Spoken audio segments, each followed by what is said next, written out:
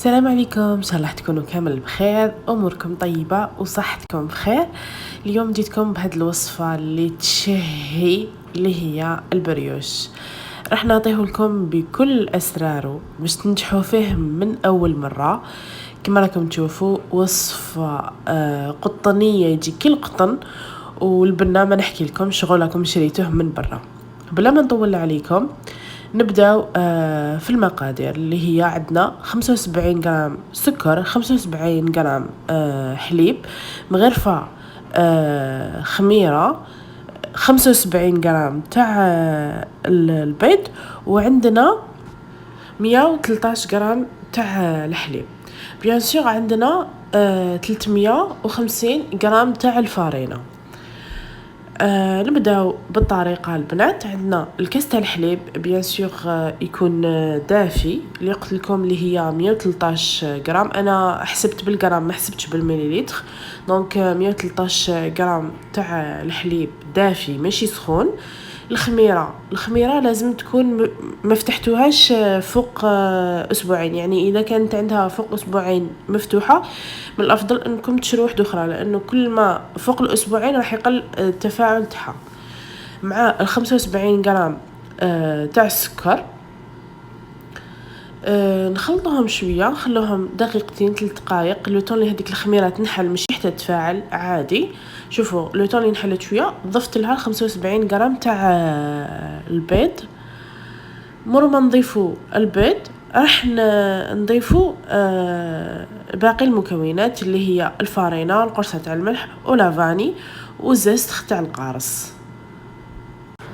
بيان سور البنات زيست تاع القارص هو اللي راح يعطيه هذاك الجو كيما تاع المحلات، وراح نفهمكم وشنو هو السر تاع الطراوه والسر كيفاش يجي مقطن وبنين كيما تاع المحلات. مور ما وجدت الخليط تاعي هنايا كامل راح نضيف له زيست دي سيترون. بيان سور ما تنساوش القرصه تاع الملح ولافاني، ما تنساوش ديروهم، انا ما بانش في الفيديو. المهم نتوما ما تنساوهمش، معليش. كل ما درتو القارص زيست تاع القارص عفوا، كل ما راح يجيكم هذيك الريحه تاع المخابز.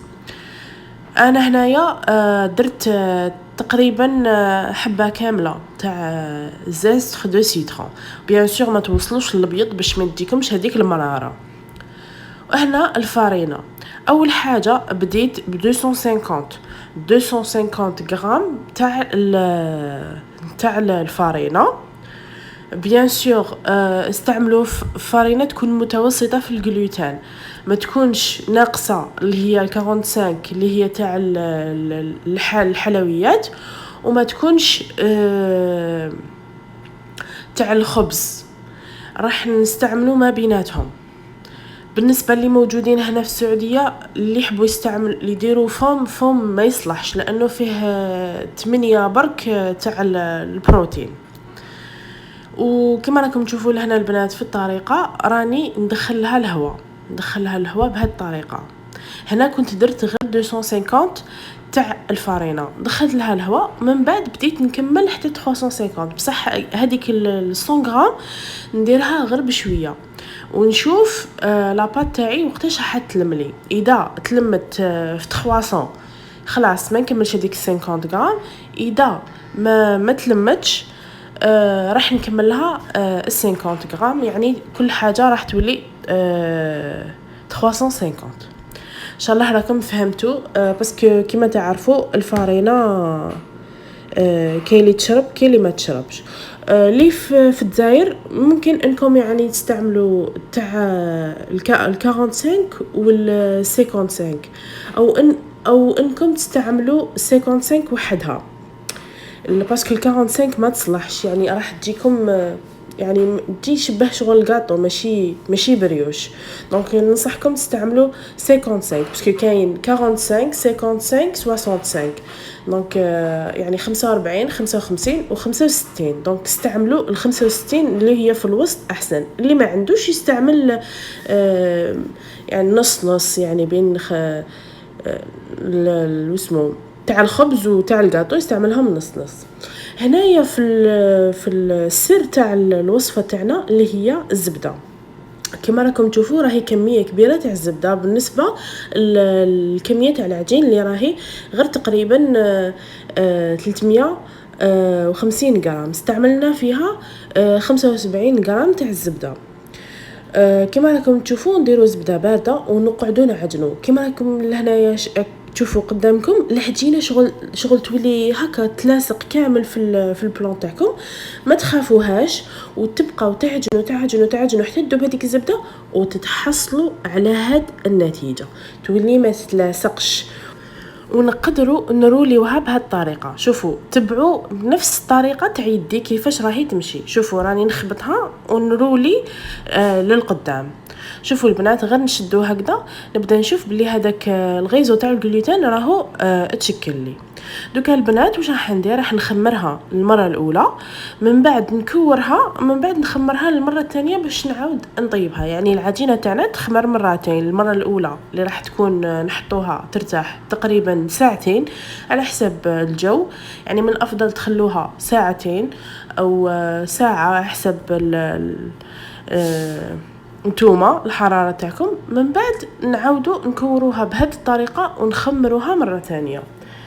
كما شفتوا كيف فتحتها لكم راه كانت تشكلت الشبكه تاع الجلوتين. هنايا راني نوزن فيهم 79 غرام.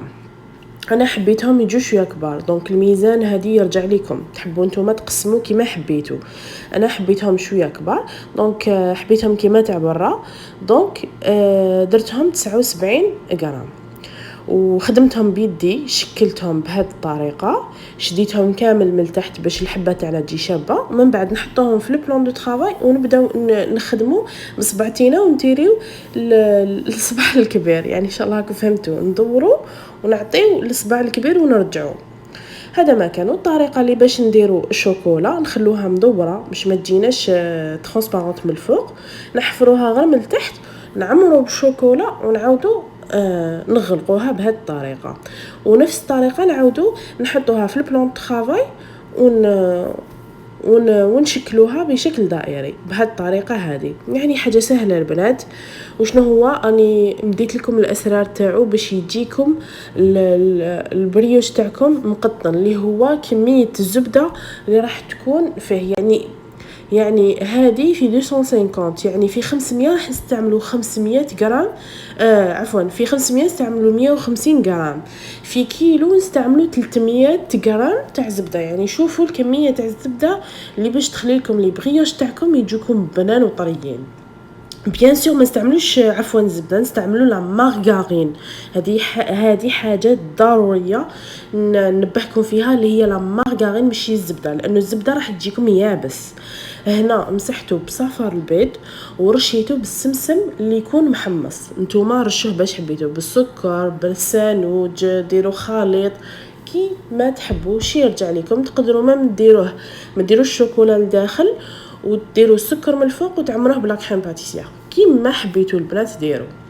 وهنايا طيبتو على فرن يكون سخون سخون سخون قبل مليح باش ندخله غير شويه يطيب ويعاود يخرج باش ما يطولش وما ينشفش. واش نقول لكم البنات، هاد الوصفه هذه صدقوني حطوها في عينيكم. البغياش تاعكم ما يبسوش كاريمون، ما ولا خليتوهم هكذا ما غطيتوهمش خليتوهم في الهواء.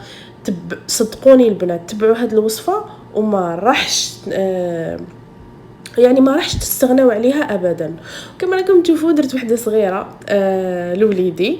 وتانيك ان شاء الله نعتذر منكم على الاضاءه لانه راني نصور في الليل، لان هذا هو الوقت الوحيد اللي نقدر نصور فيه مع وليدي. دونك ان شاء الله عجبكم الفيديو، وان شاء الله تدعموني وتدعموا قناتي، وان شاء الله نعاودوا نتلاقاو في فيديوهات اكثر ان شاء الله. وما تنسوش تفعلوا زر الجرس باش يلحقوكم لي فيديو اللي راهم جايين باذن الله. وبيان سور البنات ما تنسوش تابونيو في الانستغرام ديالي. ودوكا البنات ما بقى لي غنقول لكم تبقوا على خير، نخليكم تستمتعوا بهذا المنظر الجميل. ابقوا على خير.